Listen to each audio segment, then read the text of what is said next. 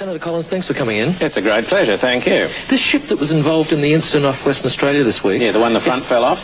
Yeah. Yeah, that's not very typical. I'd like to make that point. Well, how is it untypical? Well, there are a lot of these ships going around the world all the time, and very seldom does anything like this happen. I just don't want people thinking that tankers aren't safe. Was this tanker safe? Well, I was thinking more about the other ones. The ones that are safe? Yeah, the ones the front doesn't fall off. Well, if this wasn't safe, why did it have 80,000 tonnes of oil on it? Well, I'm not saying it wasn't safe. It's just perhaps not quite as safe as some of the other ones. Why? Well, some of them are built so the front doesn't fall off at all. Well, wasn't this built so the front wouldn't fall off? Well, obviously not. How do you know?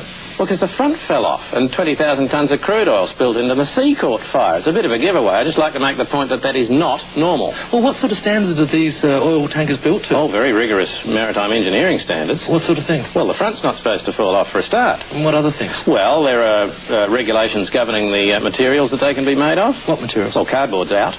And? No cardboard derivatives. Like paper? No paper. No string, no sellotape. Rubber? No, rubber's out. They've got to have a steering wheel. There's a minimum crew requirement. What's the minimum crew? Oh, one, I suppose. So the allegations that they're just designed to carry as much oil as possible, hell, the consequences, I mean, that's ludicrous. Absolutely ludicrous. These are very, very strong vessels. So what happened in this case? Well, the front fell off in this case, by all means, but it's very unusual. But Senator Collins, why did the front fall off? Well, a wave hit it. A wave hit it? A wave hit the ship. Is that unusual? Oh, yeah. At sea, chance in a million. So what do you do to protect the environment in cases like this? The ship was towed outside the environment. Into another environment?